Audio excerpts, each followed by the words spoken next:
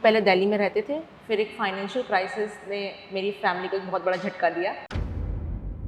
मेरे टीचर ने मुझसे एक बात कही थी कि आपको मैं पूरे साल भर डांटूंगा बहुत ज़्यादा और तारीफ बहुत कम करूंगा, कि जो भी करूंगा आपके भले के लिए करूंगा। आपने अपना 3 घंटे 20 मिनट को कैसे मैनेज किया कि मुझे इसी ड्यूरेशन में अपना एग्ज़ाम कंप्लीट करना है? फॉर एक बैक बेंचर्स आप कहाँ पर आते हैं? बैक बेंचर्स में भी उसके रीज़न ये था कि फ्रेंड्स में भी कंपैरिजन हुआ हो? हमारा जो ग्रुप था वो पूरा सिलेक्ट हुआ है इस बार हमारी क्लास से। रात रात भर तक पढ़ाई करते हैं, सोते नहीं हैं, तो वो क्या सही है स्टूडेंट? नहीं, शायद हो सकता है किसी के लिए सही हो। मैं सच बोलूँ तो मैं 7-7.5 घंटे तक भी सो रही थी और उसके बाद भी पढ़ाई इसलिए हो पाती थी कि नीट का एग्ज़ाम पास आने वाला था, उस ड्यूरेशन में भी 4 से 5 घंटे पढ़ रहे थे या अपना आवर थोड़ा आपने बढ़ा लिया था? नहीं, 15-15 मिनट, 10 मिनट, आधा घंटा कहीं कहीं वेस्ट करते जिसको हम काउंट नहीं करते। मैं वो बचा रही थी। कई बार फ़ोन चलाते चलाते बहुत टाइम वेस्ट हो गया है, बाद में गिल्टी फील हुआ हो? बिल्कुल। याशिका, जैसा कि अभी आपने नीट 2024 में एग्ज़ाम दिया है आपका, जी मैम। तो कैसा था आपका एग्ज़ाम? अच्छा था मैम, क्योंकि इस बार मैं प्रिपेयर थी अच्छे से, तो एग्ज़ाम अच्छा गया मेरा। ओके, और क्या एक्सपेक्टेड स्कोर हैं आपके? एक्सपेक्टेड स्कोर अभी मेरा 710 है। ओके, और क्या स्कोर हैं आपके? क्या एक्सपेक्ट कर रहे हैं आप, कितना आ जाएगा? मुझे लगता है कि 705 आ जाने चाहिए। ओके, तो जैसे कि पहला फ़र्स्ट ऑफ ऑल कांग्रेचुलेशन, काफ़ी थैंक यू अच्छा मैम। आपका रिज़ल्ट आ रहा है। तो देखा जाए कि आपने किस तरह से पीडब्ल्यू में मेहनत करी है, किस तरह से आपने अपने एफ़र्ट्स डाले हैं, उसके बारे में आप मुझे बताएँगे? अगर मैं पीडब्ल्यू की बोलूँ तो जब पीडब्ल्यू पहली बार कोटा में आया तो बहुत अच्छा लगा मुझे, क्योंकि ऑनलाइन भी पीडब्ल्यू को पहले देखा हुआ था, तो टीचर्स बहुत अच्छे लगते थे मुझे, समझ में भी आता था टीचर्स का। फिर उसके बाद जब फ़ीस स्ट्रक्चर वगैरह भी बहुत डिसेंट था पीडब्ल्यू का, तो हम अफ़ोर्ड कर सके, इसलिए मैंने पीडब्ल्यू जॉइन किया। और उसके बाद मतलब मुझे जैसी उम्मीद थी कि पीडब्ल्यू में मुझे अच्छे टीचर्स मिलेंगे, मुझे गाइड करेंगे अच्छे से, वैसा ही हुआ। मुझे टीचर्स ने अच्छे से गाइड किया, तो ओवरऑल जर्नी मेरी बहुत अच्छी रही इसीलिए।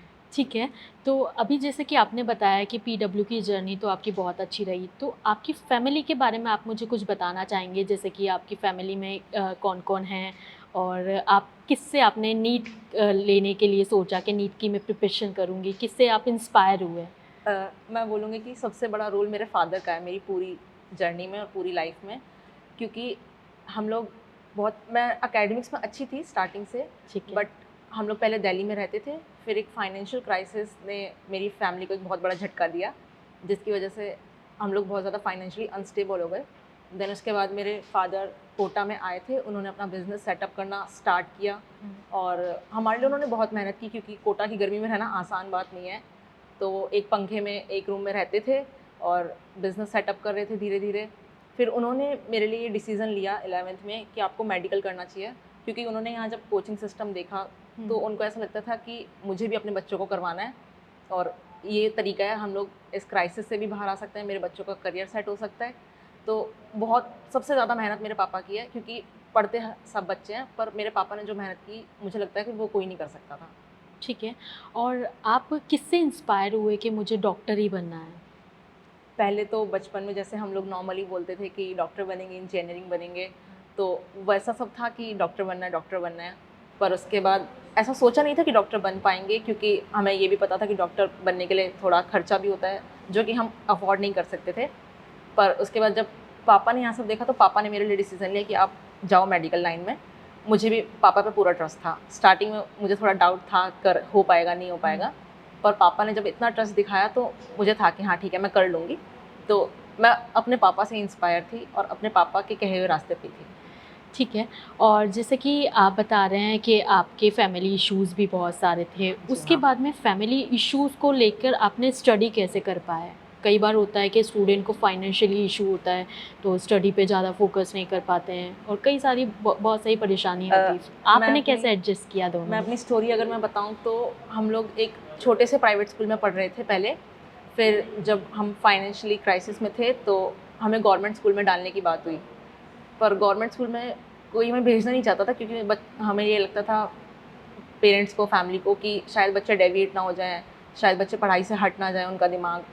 तो मेरे पापा ने हमारे लिए लोन लिया था कि 800-900 रुपये पर मंथ की फ़ीस जो प्राइवेट स्कूल में थी, वो भरने के लिए भी लोन लिया था पापा ने, कि मैं बच्चों को पढ़ा सकूँ। देन उसके बाद मेरी मम्मा को हमेशा ये लगता था कि सब बच्चे पढ़ पाएंगे पर मेरे बच्चे नहीं पढ़ पाएंगे। तो मेरी मम्मा हमेशा मुझे ये बोलती थी कि बेटा आप ट्यूशन्स दे के पढ़ा लीजिए, कि पढ़ तो लीजिए, एटलीस्ट अपनी एक डिसेंट सी डिग्री या डिसेंट सी पढ़ाई तो कंप्लीट कीजिए कि आप कुछ तो पढ़ लीजिए, क्योंकि उनको लगता था कि शायद 12th भी मुश्किल हो पाएगी। तो ये था कि ठीक है, फिर ट्यूशन्स का भी ट्राई किया, लेकिन पेरेंट्स का और फैमिली का थोड़ा बहुत ये था कि मत अभी बच्चों को ज़्यादा डेविएट करो, पर मेरी मम्मा को ये लगता था कि नहीं, मेरे बच्चे बस कैसे भी पढ़ लें। तो ये सब था। फिर उसके बाद मैंने ट्यूशन्स ज्वाइन नहीं किए, मैंने कभी खुद से अपने ट्यूशन्स नहीं लिए। जो क्लासरूम में जो मुझे स्कूल में पढ़ाया जाता था, मेरा पूरा फोकस रहता था उसके ऊपर, हमेशा डेली स्टडी करना। मतलब मुझे अंदर से ये चीज़ पता थी कि मेरी फैमिली अफोर्ड नहीं कर सकती, और मेरी फैमिली की सपने जो हैं वो बहुत बड़े हैं हमें लेके। तो इसलिए मैं पढ़ती रही। ट्यूशन्स मैंने कभी नहीं लिए। मैं इनफैक्ट बच्चों को भी समझाती थी, थोड़ा बहुत पढ़ा भी देती थी अपने साथ वालों को, पर मैंने खुद से कभी ट्यूशन्स नहीं लिए। तो कभी कभी ऐसा होता था कि जैसे हमारा 2 रूम का घर रहता था, तो अब घर में सब लोग सो रहे होते थे, तो मैं सुबह 4 बजे उठ के किचन में बैठ के पढ़ती थी, क्योंकि किचन से लाइट कहीं नहीं जाती थी, तो मैं किचन में बैठ के पढ़ती थी। ऐसा भी होता था। ओके। तो अभी जैसे आपने बताया कि आपने पीडब्ल्यू जब कोटा आया था तभी आपने पीडब्ल्यू ज्वाइन कर लिया था। तो पीडब्ल्यू में आने के बाद आपको खुद के अंदर क्या-क्या चेंजेस लगे? जैसे मैम, मैं 10th तक तो पढ़ रही थी, पर 10th से 11th का जो चेंज था वो बहुत अलग ही चेंज होता है। मुझे पता नहीं था कि पढ़ाई करते कैसे हैं और कैसे पढ़ना होता है, कैसे क्वेश्चन सॉल्व, मुझे ये सब नहीं पता था। तो मुझे यहाँ आके पता चला कि अच्छा, मॉड्यूल्स भी होते हैं, मॉड्यूल भी लगाने होते हैं, क्वेश्चन सॉल्व करने होते हैं, बार बार रिवाइज़ करना होता है। उससे पहले ये होता था कि मेरी मेमोरी अच्छी थी, तो मैं रिवाइज़ बहुत ज़्यादा नहीं करती थी, पर यहाँ सिलेबस इतना वास्ट था कि यहाँ पे रिवाइज़ करना होता है, ये मुझे पता चला। तो टीचर्स ने मुझे बताया कि टेस्ट से पहले ऐसे तैयारी करनी है, टेस्ट में चीज़ों को ऐसे अटेम्प्ट करना है, क्वेश्चंस को कैसे समझना है, ये सब मेरे को टीचर्स ने बताया। ठीक है। अब जैसे कि यहाँ पे आपने बताया कि मैंने बहुत सारी चीज़ें सीखी। अपने हाँ। एकेडमिक पार्ट को स्ट्रॉन्ग करने के लिए आप जैसे टीचर्स की हेल्प भी लेते थे, जी मैम। और कई बार होता है कि डीपीपी सॉल्व नहीं हो रही, एक टाइम ऐसा आता है जब अब ऐसा लगता है नहीं कर पा रहे हैं, वो सिचुएशन आपके साथ कभी आई? हाँ, बिल्कुल आई। मुझे एक बहुत अच्छी बात मेरे टीचर ने ये बोला था कि आपका ग्राफ ऊपर नीचे जाना चाहिए, क्योंकि ईसीजी में बेटा सीधी लाइन आनी अच्छी बात नहीं होती है, तो आपका ग्राफ ऊपर नीचे जाना चाहिए। इस बात ने मुझे बहुत मोटिवेट किया, ये बात मेरे हमेशा दिमाग में थी। दूसरा, डीपीपी हमारी क्लास में सॉल्व करवाते थे सर, तो अच्छा। हाँ, ये बच्चे के ऊपर होता है कि वो उसने सॉल्व की या नहीं की, पर टीचर्स हमेशा चैप्टर क्लास में हमें डीपीपी सॉल्व कराते थे। मैं सॉल्व करके लेके जाती थी। जो भी डाउट होते थे वो टीचर्स क्लास में, क्योंकि कुछ बच्चे ऐसे होते हैं जो कंफर्टेबल नहीं होते, बाहर आके नहीं पूछ पाते, इसलिए टीचर्स क्लास में हमें सॉल्व करवा रहे थे वो चीज़। तो अच्छा, आप इंट्रोवर्ट हैं या फिर आप टीचर से डायरेक्टली पूछ सकते हैं मैं क्वेश्चन? टीचर से डायरेक्टली पूछ सकती हूँ, क्योंकि मुझे पता था कि अगर मैं इंट्रोवर्ट रहूँगी तो मैं पीछे रह जाऊँगी, और वो मैं अफोर्ड नहीं करती। तो इसलिए मैं एक्सट्रोवर्ट थी। मुझे डर लगता था कभी-कभी टीचर से बात करने में, पर ठीक है, मैं बात करती थी हमेशा। ठीक है। और आपने जैसे अभी बताया डीपीपीज़ क्लास के अंदर सॉल्व होती जी। थी, तो ऐसा नहीं हो रहा है कि डीपीपीज़ आप खुद से सॉल्व करके आ रहे हैं, उसके बाद भी टीचर्स आपको सॉल्व करवाते थे? नहीं, ऐसा होता था कि हम डीपीपी सॉल्व करके लाते थे, देन टीचर्स हमें पूछते थे कि आपको कौन-सा क्वेश्चन नहीं आया, फिर वो टॉपिक, वो क्वेश्चन हमें अच्छे से समझाते थे क्लास में। ठीक है। और जो टेस्ट आप यहाँ पे दे रहे थे रेगुलर बेसिस पे, जो हाँ अपने जी। 2 टेस्ट होते हैं, एक माइलस्टोन टेस्ट हो गया यस। और एक एआईटीएस हो गया, तो आपको क्या लगता था उसमें कि उसमें जो नंबर आ रहे हैं अपने वो सफिशिएंट थे? नहीं, एक्चुअली सैटिस्फैक्शन मैंने कभी नहीं लिया, क्योंकि अगर सैटिस्फैक्शन हो जाता तो फिर मार्क्स गिरने स्टार्ट हो जाते, और मुझे सैटिस्फैक्शन कभी टीचर्स ने भी शो नहीं किया। मैं हमेशा अपना रिज़ल्ट लेके सर के पास जाती थी कि सर ये रिज़ल्ट है मेरा, पर हमेशा सर कहते थे अच्छा स्कोर है बट नॉट सैटिस्फैक्टरी। तो उनको हमेशा ये रहता था और 5 नंबर और बढ़ाओ अगले टेस्ट में। बस यही मोटिवेशन मुझे हर बार मिलता था कि 5 नंबर और बढ़ाने की कोशिश करो। ठीक है।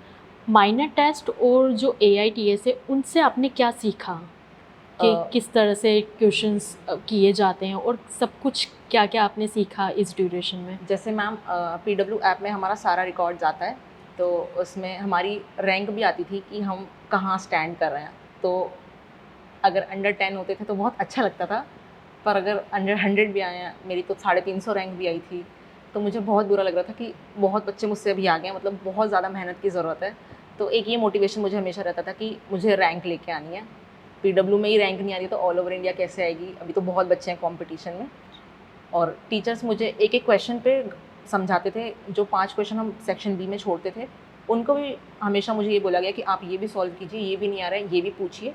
मतलब हर तरफ से मुझे इतना सपोर्ट किया टीचर्स ने कि एक-एक चीज़ पे बहुत ध्यान रखा। तो कई बार ऐसी सिचुएशंस भी आ जाती है जैसे कि आज अपन को 50 क्वेश्चंस करने हैं और 50 क्वेश्चंस अपन शाम तक नहीं कर पाए, कई हाँ बार जी, होता है। हाँ, ऐसा होता तो था। उस कंडीशन में आप खुद को मोटिवेट करने के लिए क्या करते थे? तो मेरे टीचर्स कभी-कभी तो मैं बता देती थी सर को कि सर पढ़ाई का मन नहीं कर रहा है। ऐसे बीच में एक टाइम आता है कि सब बच्चों थोड़े लो हो जाते हैं। मेरे साथ भी हुआ, मैं थोड़ी लो हो गई थी, थोड़ा पढ़ने का मन भी नहीं कर रहा था। ये भी लग रहा था कि कितना कुछ करना है और अभी तो बहुत टाइम है, कितना पढ़ें, पढ़ते ही रहें। पर मोटिवेशन टीचर्स ही थे मेरा। उसके बाद फिर मम्मी-पापा की एक उम्मीद जो मुझे हमेशा दिखती थी कि उनको लगता था कि आप ही कर सकते हो। जो उनका एक वो था मेरे पे भरोसा, वो मेरे लिए बहुत बड़ा मोटिवेशन था। क्योंकि मेरे को कभी अच्छा नहीं लगता था तो टीचर्स कहते थे कि आज घर जाके अपने मम्मी-पापा की शक्ल देखना, उनकी आँखों में देखना, आपको शायद मोटिवेशन की कल बात करने की भी ज़रूरत ना पड़े। तो वो मोटिवेशन था मेरे लिए। ठीक है। और कई बार क्या होता है स्टूडेंट जब पढ़ाई करते हैं तो अलग-अलग रेफ़रेंस वाली बुक्स लेके पढ़ाई करते हैं। कभी जी। एनसीईआरटी कुछ बुक्स ले लिया, तो बहुत सारा कन्फ्यूज़न क्रिएट हो जाता है। आपने किसको प्रेफ़र किया? मैम एक तो मुझे ऐसा लगता था कि सिलेबस बहुत वास्ट है, तो मुझसे यही कवर हो जाए तो वो बहुत बड़ी बात हो जाएगी। तो वैसे मैं इसलिए बहुत ज़्यादा बुक्स की तरफ नहीं गई। और दूसरा मैं ये बोलना चाहूँगी कि एक बहुत अच्छी चीज़ ये थी कि मैं हर चीज़ टीचर से डिस्कस करती थी। हर एक छोटी बात, कोई भी छोटी से छोटी बात, मैं वो भी टीचर को बताती थी, ताकि मेरे को सही गाइडेंस मिले। क्योंकि मुझे पता था कि मुझे खुद से कुछ नहीं पता कि कौन-सी बुक पढ़नी है और कौन-सी नहीं पढ़नी है। तो मैं मॉड्यूल कर रही थी और एनसीईआरटी, बायो और केमिस्ट्री में टीचर्स ने मुझे फिज़िक्स के एनसीईआरटी के लिए बोला था कि फिज़िक्स के एनसीईआरटी की उतनी ज़रूरत नहीं है, समरी आप पढ़ लो उतना काफ़ी है। तो मेरे को ब्लाइंडली ट्रस्ट था कि टीचर ने ऐसा बोला है तो उनको पता है कैसे तैयारी करते हैं, ठीक है ऐसे ही करना है। तो आपने जो पीडब्ल्यू के मॉड्यूल्स से पढ़ाई करी हाँ, है, पीडब्ल्यू तो के मॉड्यूल्स। मॉड्यूल्स से आपने क्या देखा कि क्या-क्या चेंजेस हैं और क्या अपने लिए बेनिफिशियल हो सकता है इस मॉड्यूल में? Ma'am question practice most important part था, जो मैं मॉड्यूल से ही करती थी। मॉड्यूल के अलावा कोई बुक वगैरह तो मैंने की नहीं। और तो मुझे पता रहता था कि मतलब उसमें प्रीवियस ईयर भी थे और एक से एक्सरसाइज 2 रहती थी लर्निंग प्लस टाइप से, जो अच्छे लेवल की रहती थी, थोड़ा आपके हार्ड लेवल। हाँ, हार्ड लेवल की रहती थी। तो वो भी करते थे, तो उसमें तो बहुत बार फँसते थे, तो समझ में आता था कि बहुत अच्छी-अच्छी चीज़ें थी उसमें। एक्सरसाइज 1 बनती थी तो टीचर्स बताते भी थे कि हाँ, ये क्वेश्चन अच्छा है। तो क्वेश्चन प्रैक्टिस के लिए बहुत बहुत ही अच्छा जो सोर्स था मेरे पास वो मॉड्यूल था। मॉड्यूल्स में मेरी पूरी क्वेश्चन प्रैक्टिस अच्छे से करवाई थी। कई बार ऐसा हुआ है क्या कि टीचर ने मतलब टीचर की आपने कभी डाँट खाई है क्लास हाँ, में? बिल्कुल। अगर मैं आपको बताऊँ तो दूसरा ही दिन था जब टीचर्स सब बच्चों का इंट्रोडक्शन ले रहे थे, तो पूछ रहे थे कि कैसे-कैसे, क्या-क्या आप लोगों की जर्नी है, तो मैंने अपना बताया था। तो मेरे टीचर ने मुझसे एक बात कही थी कि आपको मैं पूरे साल भर डाँटूँगा बहुत ज़्यादा और तारीफ़ बहुत कम करूँगा, पर आप मुझ पे ट्रस्ट करके देख लो एक बार कि जो भी करूँगा आपके भले के लिए करूँगा। तो मुझे बहुत बार डाँट पड़ी। मेरे मार्क्स कम आने पे कभी-कभी मुझे प्यार से समझाते थे, पर उन्हें ऐसा लगता था कि अब ज़्यादा हो रहा है, डाँट की ज़रूरत है, तो मुझे डाँटते ही थे। मैंने 2-3 क्लासेस मिस की, तो उसके लिए भी मुझे डाँटा सर ने कि ये आप बहुत गलत कर रहे हो। एक बार तो मैं रोने भी लग गई थी, मतलब इतना डाँट दिया था। तो लेकिन मुझे ये था कि नहीं, सर जो कर रहे हैं वो मेरे लिए सही कर रहे हैं। तो सर सामने से मेरे को मैसेज करके पूछ रहे थे कि आपकी पढ़ाई सही चल रही है। सामने से टीचर्स हमसे क्लास में पूछते थे कि बेटा कोई भी इश्यू हो तो आप बेझिझक हमारे पास आइए। तो ऐसा नहीं था कि टीचर्स सिर्फ डाँटते हैं, टीचर्स प्यार बहुत ज़्यादा करते हैं, डाँटते तो कभी-कभी हैं।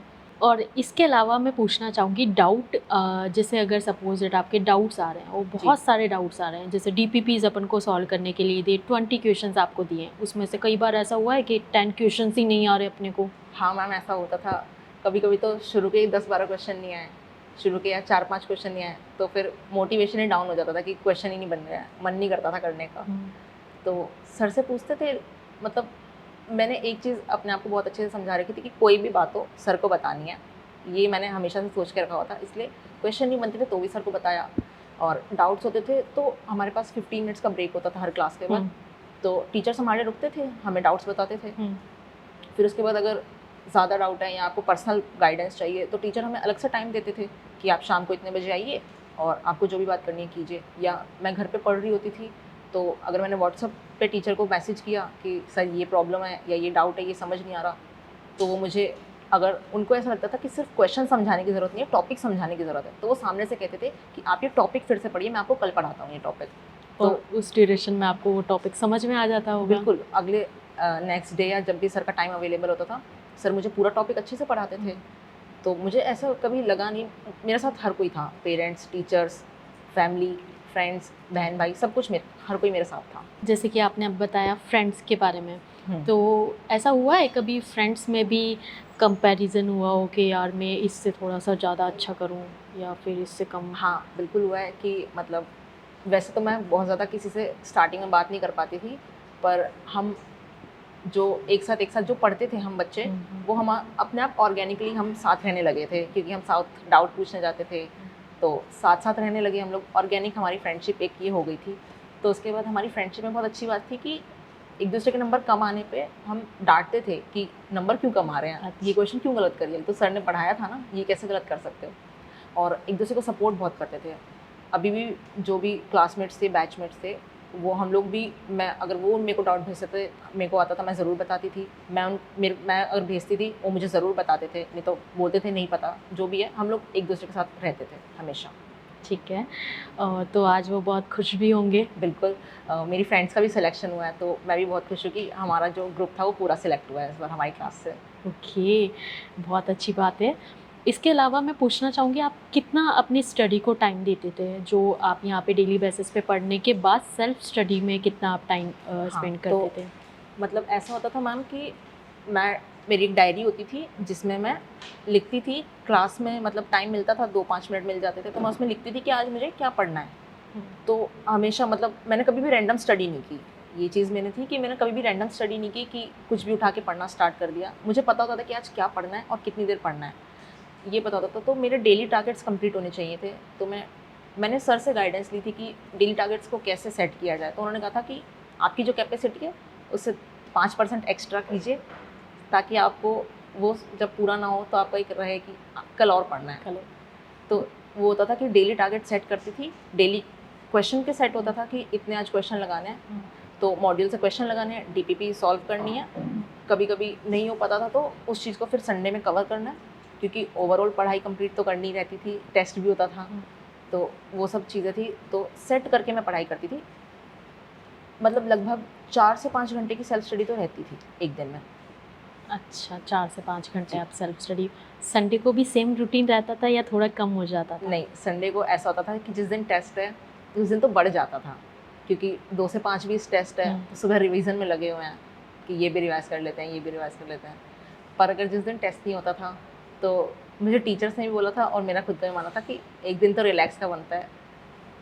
मशीन नहीं है हम, तो वो चीज़ सर बोलते थे कि मशीन नहीं हो बेटा, आप तो एक दिन रिलैक्स करो, ताकि मंडे से अच्छे से स्टार्ट कर सको। ठीक है। और जैसा कि नीट का एग्ज़ाम पास आने वाला था, हुँ। जब जैसे मई आने वाला था, तो क्या आप उस ड्यूरेशन में भी 4 से 5 घंटे पढ़ रहे थे या अपना आवर थोड़ा आपने बढ़ा लिया था? नहीं, मेरी सब सर से बात हुई थी, तो उन्होंने कहा था कि आपको स्टडीज़ थोड़ी-थोड़ी इंक्रीज़ करनी है। अगर आप शुरू में बहुत ज़्यादा पढ़ोगे, तो आपका ग्राफ नीचे जाएगा पढ़ने का, तो ग्राफ को धीरे-धीरे बढ़ाना है। तो मैं शुरू में पढ़ती थी 4 घंटे, फिर मैंने मिड सेशन में अपनी सेल्फ स्टडी को 5, साढ़े 5, 6 घंटे तक ले गई थी। और जब क्लासेस यहाँ पे मेरा सिलेबस ख़त्म हो गया था, उसके बाद मैं घर में 12 से 13 घंटे मैं सेल्फ स्टडी पे थी। तो कई बार होता है बच्चे रात-रात भर तक पढ़ाई करते हैं, सोते नहीं हैं, तो वो क्या सही है नहीं, स्टूडेंट के लिए? शायद हो सकता है किसी के लिए सही हो, मेरे लिए नहीं था, क्योंकि मतलब पूरे साल भर हम कोचिंग सुबह आते थे, तो रात को सोते थे, सुबह 6 बजे तैयार होते थे कोचिंग आने के लिए। तो मैंने वैसा ही, क्योंकि मेरी बॉडी को आदत थी रात को सोना है, सुबह जल्दी उठना है, मैंने वैसे ही रहने दिया, उस चीज़ में कोई छेड़छाड़ नहीं थी। रात को मैं सोती थी, और मुझे ये चीज़ लगता था कि कई बच्चे जैसे पढ़ाई करने के लिए रात के घंटे कम कर देते हैं, सोने के अपने घंटे कम कर देते हैं, मैंने नहीं किए। मैं सच बोलूँ तो मैं 7, साढ़े 7 घंटे तक भी सो रही थी, और उसके बाद भी पढ़ाई इसलिए हो पाती थी क्योंकि मुझे ऐसा लगता था जो हम 15-15 मिनट, 10 मिनट, आधा घंटा कहीं-कहीं वेस्ट करते, जिसको हम काउंट नहीं करते, मैं वो बचा रही थी। तो इसलिए मुझे ऐसा लगता था कि 10 मिनट फ़ोन चलाने की अच्छा है कि मैं 10 मिनट सो जाती हूँ। तो इसलिए मैं 7, साढ़े 7 घंटे सोती थी, उसके बाद टाइम वेस्ट नहीं करती थी, फिर पढ़ाई करती थी, ऐसा रहता था। चलो, आपने एक पॉइंट बताया अभी, आप कुछ टाइम अपना जैसे फ़ोन चलाने को थोड़ा-सा हटा देते थे, हाँ, फ़ोन हाँ, को हाँ। हटा देते थे। तो कई बार ऐसा हुआ है क्या कि कई बार फ़ोन चलाते-चलाते बहुत टाइम वेस्ट हो गया है, बाद में हाँ। गिल्टी फ़ील हुआ हो? बिल्कुल, बिल्कुल हुआ है, ऐसा बिल्कुल हुआ है। वैसे तो एक पॉज़िटिव पॉइंट ये था कि मम्मी-पापा मेरे साथ रहते थे, तो वो मम्मी पापा का तो होता है ना कि 1 घंटे से नहीं पढ़ रहे, तो पढ़ लो बेटा, पढ़ क्यों नहीं रहे हो? तो एक वो डर रहता था कि अभी फ़ोन चलाएँगे, मम्मी बोलेगी फ़ोन नहीं चलाना। तो लेकिन कभी-कभी ऐसा होता था कि हमने फ़ोन ज़्यादा चला लिया, तो उस दिन ऑब्वियसली मेरे टारगेट कंप्लीट नहीं हो पाते थे। तो वो टारगेट ना कंप्लीट होने का दुःख रहता था कि आज टारगेट्स कंप्लीट नहीं हो पाए हैं। अच्छा, और एक पीडब्ल्यू में जो ऐप होता है उस पे एक फ़ीचर होता है रिकॉर्डिंग लेक्चर्स का, हाँ, डीपीपीज़ का जी। और जो पीडीएफ नोट्स का, उनसे आपने क्या अच्छा लगा आपको उन चीज़ों से? मैम उसके लिए ऐसा था कि मैंने क्लासेस बहुत कम मिस की, बहुत हुँ, कम, मतलब अगर मुझे बहुत ज़्यादा ज़रूरत होती थी, तो ही मैंने क्लासेस मिस की है। तो तब मेरे को अच्छा लगता था क्योंकि मैं अपना नेक्स्ट डे जाने से पहले उस चीज़ को कंप्लीट करके जाती थी, क्योंकि मुझे पता था आगे समझ नहीं आएगा। तो उस चीज़ में मुझे बहुत हेल्प मिली कि रिकॉर्डेड वीडियो है, मैं ले सकती हूँ फटाफट।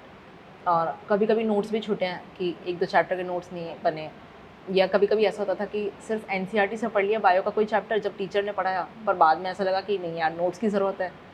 तो उस टाइम पे नोट्स टीचर्स के क्योंकि अपलोडेड रहते थे, तो वो बहुत हेल्प करते थे। वो आप खोलो, तुरंत कहीं पे बैठो, पढ़ो आराम से। अच्छा, तो वो भी आपके लिए हेल्पफुल हाँ, रहा वो है। मेरे लिए हेल्पफुल था। ठीक है। और कई बार होता है ना, स्टूडेंट जैसे पढ़ाई कर रहे हैं और कोई भी टेस्ट पेपर अगर सॉल्व कर रहे हैं तो 3 घंटे 20 मिनट से ज़्यादा उनको टाइम लगता है। जी तो मैम। आपने अपना 3 घंटे 20 मिनट को कैसे मैनेज किया कि मुझे इसी ड्यूरेशन में अपना एग्ज़ाम कंप्लीट करना है? उसके लिए ऐसा था मैम कि मैं सोचती थी कि पहले 3 घंटे मिलते थे हमें। कुछ साल पहले हमें 3 हुँ, घंटे मिलते थे नीट का पेपर करने के लिए, तो मैं अपनी मेंटालिटी वहाँ रखती थी कि जब उस टाइम पे भी तो बच्चे 720 लेके आते थे। तो मुझे ऐसा लगता था कि मुझे जब मैं पेपर टेस्ट देने आती थी, तो भी मुझे ऐसा लगता था कि मुझे 3 घंटे में पेपर खत्म करना है विद ओएमआर, कि मेरे पास 20 मिनट्स बचने चाहिए। उसमें मैं बस चिल करूँगी, बैठूँगी, कुछ नहीं करूँगी। मुझे 3 घंटे में पेपर खत्म करना है। और जब मुझे ज़्यादा टाइम लग जाता था, तब मैं इनफैक्ट ये सोचती थी कि आज मुझे 3 घंटे से ज़्यादा लगे, इसके मतलब कुछ गड़बड़ चल रही है, कि आज 3 घंटे से ज़्यादा लगे हैं, क्योंकि बाकी बच्चे भी तो 3 घंटे में करते हैं पेपर, तो हुँ। मुझे भी 3 घंटे में करना है। तो मैंने कभी टाइम को 3 घंटे 20 मिनट नहीं माना, 3 घंटे मान के हमेशा सॉल्व किया पेपर को। बहुत अच्छा है। तो आपने काफ़ी अच्छा आपका जर्नी बताया और काफ़ी स्ट्रगल्स भी आपने बताए। जी हाँ। तो आपने ओवरऑल पीडब्ल्यू से क्या सीखा जो आप सभी स्टूडेंट को बताना चाहते हैं कि पीडब्ल्यू में आपको क्या बेनिफिट मिला जो कि अदर स्टूडेंट्स को भी मिल सकता है? मुझे ऐसा लगा कि वन टू वन जो इंटरेक्शन था टीचर से, हुँ, वो मुझे बहुत ही अच्छा फ़ील हुआ। मुझे ऐसा लगता है कि मतलब सिर्फ़ टीचर स्टूडेंट नहीं, हमारा कनेक्शन इतना अच्छा हो गया था कि टीचर्स मुझे कहते थे कि आप मुझे अपना फैमिली मेंबर समझ के बात कर सकते हैं। तो और कोई भी नॉन एकेडमिक्स प्रॉब्लम ये अगर कोई होती थी, तो वो भी मैं टीचर से शेयर कर सकती थी। इतना ट्रस्ट उन्होंने बिल्ड किया हुआ था कि मेरी कोई बात कहीं लीक नहीं होगी और मैं बहुत ईज़िली उनसे अपनी सारी बातें कर सकती हूँ। वो मुझे अच्छी गाइडेंस और सही सॉल्यूशन बताएँगे। तो ये एक चीज़ बहुत अच्छी थी। दूसरा, जो टीचर्स ने गाइड किया मुझे, हुँ। अगर मैं भी टीचर्स के पास नहीं जाती थी, तो सामने से टीचर पूछते थे कि कैसी चल रही है आपकी पढ़ाई? क्या चल रहा है आपका स्टेटस क्या है? दिखाओ क्या कर रहे हो आजकल? तो ये एक बहुत अच्छा था कि टीचर्स सामने से ध्यान रखते हैं, जो कि यूजुअली मैंने नहीं देखा कि सामने पर से ध्यान रख पर पाएँ। क्लास में तो बहुत सारे स्टूडेंट्स होते हैं जनरली, मतलब अपन मान के चलते हैं 100 प्लस जी स्टूडेंट्स होते मैम। हैं। तो उसमें भी क्या एक टीचर जो होते हैं वो हर एक स्टूडेंट को देखते हैं कि हाँ, इनको कोई इश्यू है? मैम मुझे ऐसा लगता है कि टी आपके भी एफ़र्ट्स होने चाहिए सामने से, क्योंकि मैं हमेशा से टीचर्स के साथ एफ़र्ट्स रखती हूँ, बात करती हूँ, इंटरेक्शन रखती हूँ। तो अगर सडनली मैं नहीं बात करी 1 हफ़्ते से, तो सर को लगता था कि कुछ इसके साथ कुछ प्रॉब्लम चल रही है, जब ये बात नहीं कर रही है। तो वो एक एफ़र्ट आपकी तरफ से भी बहुत ज़रूरी होता है। अगर आप बिल्कुल ही टीचर से अलग रहोगे, तो शायद ना ध्यान दे पाएँ वो, पर अगर आप टीचर से साथ साथ रहोगे, तो वो आपको पूरा गाइडेंस देते हैं, पूरा ध्यान भी रखते हैं। मतलब वही आपने बोला 50% अगर स्टूडेंट का बिल्कुल, मोटिव रहता है, मतलब 50% स्टूडेंट का रहता है तो 50% टीचर का भी टीचर्स होना का ज़रूरी रहता है, है। दोनों का है। ठीक है, तो काफ़ी अच्छा आपने बताया अपनी फैमिली के बारे में भी और अपना पर्सनल लाइफ के बारे में भी। तो मैं बस ये जानना चाहूँगी कि स्टूडेंट जो अब आने वाले हैं, स्टडी जो कर रहे हैं, अधिकतर बच्चों को थोड़ा-सा इश्यूज़ होते हैं, कितने घंटे पढ़ाई करना चाहिए, कैसे पढ़ाई करना चाहिए, कहाँ से पढ़ाई करना चाहिए, एनसीईआरटी को फ़ोकस करना चाहिए, नहीं करना चाहिए। तो जी मैम। वो सभी के बारे में आप थोड़ा-सा आप बताएँगे स्टूडेंट को जो आने वाले अभी नीट के लिए प्रिपरेशन स्टार्ट करने वाले हैं, उनके लिए आप कुछ बोलेंगे? जी, एक्चुअली मैं आने वाले स्टूडेंट्स के लिए बोलना चाहूँगी कि पढ़ाई के घंटे कुछ नहीं होता है। मतलब आपके डेली टारगेट्स पूरे होने चाहिए, क्योंकि शायद मैं 1 घंटे में पढ़ रही हूँ, कोई आधे घंटे में पढ़ रहा है, तो हो सकता है ऐसा भी, या किसी को 2 घंटे भी लग रहे हैं। तो पढ़ाई के घंटे नहीं होते, पढ़ाई के गोल्स होते हैं कि आज हमें क्या टारगेट सेट किया और उसे कंप्लीट करना है। दूसरा, टीचर्स से जब तक आप इंटरेक्ट नहीं करेंगे और उनकी गाइडेंस में रहेंगे, मुझे नहीं लगता कि कर सकते हैं। टीचर्स की गाइडेंस बहुत इंपॉर्टेंट रोल प्ले करती है, तो ये सब तो बहुत ज़रूरी है। और अगर एनसीईआरटी की बात मैं करूँ तो केमिस्ट्री की एनसीईआरटी मुझे पता नहीं था पढ़नी होती है, टीचर ने मुझे बोला था कि पढ़नी होती है। और फिर उसके बाद जब मैंने पीवाईक्यू देखे तो मुझे पता चला कि ट्रेंड ऐसा है अब एनटीए का कि एनसीईआरटी में से पेपर आता है पूरा, तो एनसीईआरटी बहुत ज़रूरी है, बायो की भी और केमिस्ट्री की भी। मुझे पर्सनली ऐसा लगता है कि एनसीईआरटी बहुत ज़्यादा ज़रूरी है। उसे कम से कम भी मतलब एनसीईआरटी को 2-3 बार आपको पूरा अच्छे से पढ़ना चाहिए और पता होना चाहिए कि क्या क्या इसमें लिखा हुआ है। याशिका, कभी ऐसा हुआ है कि स्टडी के साथ साथ थोड़ा सा डिस्ट्रैक्शन आ रहा है आपकी लाइफ में? हाँ मैम, ऐसा होता था क्योंकि कभी दोस्तों के साथ आज कैंटीन में बैठ के चिल कर रहे हैं, क्लासेस ओवर हो गई हैं और आधा घंटा बैठ के चिल किया दोस्तों के साथ, या कभी ऐसा होता था कि इंस्टाग्राम थोड़ा ज़्यादा देर चला लिया, तो थोड़ा सेल्फ कंट्रोल कभी कभी लूज़ हो जाता था। अब ये बात डिस्कस करने में मुझे डर लगता था टीचर से कि अगर ये बात डिस्कस होंगी तो ऑब्वियसली सामने से रिप्लाई, सर को थोड़ा गुस्सा आएगा इस बात पे। तो मैं ऐसा करती थी कि ठीक है, आज गिल्ट हुआ तो आज के लिए इंस्टाग्राम अनइंस्टॉल कर दिया। अच्छा। इंस्टाग्राम ही अनइंस्टॉल कर दिया। फिर ऐसा सोचती थी कि अब पनिशमेंट ये है कि 1 हफ्ते तक इंस्टाग्राम अनइंस्टॉल रहेगा, तो खुद को ही पनिश करना होता था। फिर 1 हफ्ते बाद दोबारा रिपीट होती थी? नहीं, उसके बाद थोड़ा डर रहता था ना कि अब सेल्फ कंट्रोल लूज़ नहीं करना। थोड़ा सीखते थे टाइम के साथ-साथ, तो कभी अगर हो जाता था तो फिर पनिशमेंट होती थी कि अब कुछ करना है, या ऐसा मतलब मैं तो कभी-कभी ऐसा भी करती थी कि गोल्स में आज 20 क्वेश्चन एक्स्ट्रा ऐड कर दिए, पनिशमेंट के लिए 20 क्वेश्चन और करने हैं। तो ये सब भी मैंने किया कि खुद को ही पनिश करना है, खुद को जज करना है। ओके। और जैसा कि क्लास में 2 टाइप के स्टूडेंट होते हैं, हाँ एक जी। फ्रंट बेंच वाले जी। स्टूडेंट और एक बैक बेंचर्स। आप कहाँ पर आते थे? मैम थोड़ा सरप्राइजिंग है कि मैं बैक बेंचर्स में थी, ओके। क्योंकि उसके रीज़न ये था कि जैसे 7 बजे की क्लास होती थी हमारी सुबह, तो मैं 6:58 पे एंट्री करती थी क्लास में, तो बच्चे पहले सीट फुल रहती थी, तो उसके अच्छा। बाद पीछे सीट मिलती थी, पर पीछे से बहुत अच्छा समझ में आता था। ऐसा कभी फील नहीं हुआ कि शिट पीछे बैठना पड़ रहा है, अब क्या करेंगे, पर पीछे से अच्छा समझ में आता था। अच्छा, बोर्ड भी अच्छा दिखता था और थोड़ी सीट्स ऊंची रहती थी पीछे की, तो बहुत अच्छा दिखता था, विजन भी बहुत अच्छा रहता था वहाँ से। मतलब आप बैक बेंचर बनना नहीं चाहते थे पर बन गए। हाँ, समय के साथ बन गए, बट मैंने उसको एंजॉय किया क्योंकि पढ़ाई में कोई दिक्कत नहीं आ रही थी। टीचर्स, ऐसा नहीं होता था कि टीचर्स आगे वालों के डाउट क्लियर कर रहे हैं, पीछे से हाथ उठा के भी पूछ सकते हो आप, उसमें कोई प्रॉब्लम नहीं होती थी। ओके। और जैसे कि एक दंगल प्रोग्राम हमारा विद्यापीठ में हाँ, जी चलता मैम। है, तो इस दंगल प्रोग्राम को आप एक्सप्लेन करेंगे क्योंकि आप एक स्टूडेंट हैं, तो आप अच्छे से समझा पाएंगे कि हाँ। दंगल में क्या आपने इंक्रीज़ किया, किस चीज़ को, अपना जो वीक था उसको आप इम्प्रूवमेंट करते गए इसके साथ। जी मैम, जैसे ऑनलाइन में ऑफलाइन की फ़ील होती है, हमें ऑफलाइन में एक बार ऑनलाइन की फ़ील दिलाई गई थी। वो दंगल के थ्रू था, क्योंकि दंगल में हम लोगों के ऐसा फास्टेस्ट फिंगर फर्स्ट की तरह रहता था, तो बहुत जल्दी-जल्दी क्वेश्चंस, उसमें टाइम लिमिट हमारी रहती थी, हम एनरोल करते थे। और बायो के क्वेश्चन के लिए तो सर 30 सेकंड्स रखते थे हमारे लिए कि आपको 1 मिनट के अंदर 2 क्वेश्चंस करने हैं। अच्छा। तो उसमें बहुत जल्दी-जल्दी हम लोग क्वेश्चन करें, और जो फास्ट आंसर देगा, सही आंसर देगा, वो आपको शो होता था बोर्ड पे, क्लास पे। तो हर बच्चे का रहता है कि मेरा नाम आना चाहिए बोर्ड पे, मेरा भी रहता था। तो हमारे ज़ूलॉजी में टीचर ने हमारा फुल सिलेबस भी करवाया एक बार। तो मार्च में टीचर पूरे सिलेबस के मिक्स क्वेश्चंस लेके आए।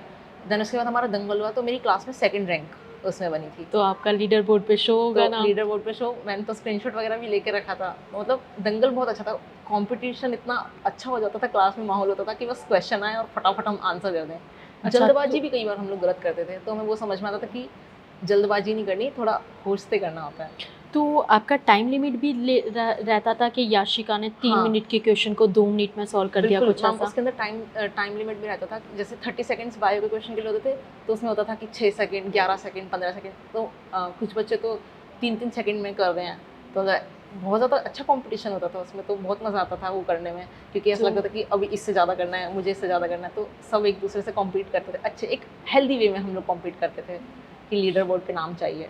ओके। तो काफ़ी अच्छा आपका एक्सपीरियंस रहा पीडब्ल्यू के साथ। Yes ma'am, I enjoyed my journey. Okay. और कुछ आपकी पर्सनल जो आप शेयर करना चाहें पीडब्ल्यू के साथ, ही ऐसी कोई मेमोरी हो आपकी?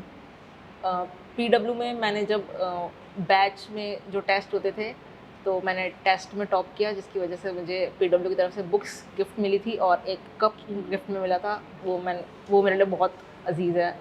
और दूसरा, जो टीचर्स हैं उन मुझे ऐसा लगता है कि अब मुझे लाइफ टाइम के लिए गाइडेंस मिल चुकी है और हमेशा वो मेरे साथ रहेंगे।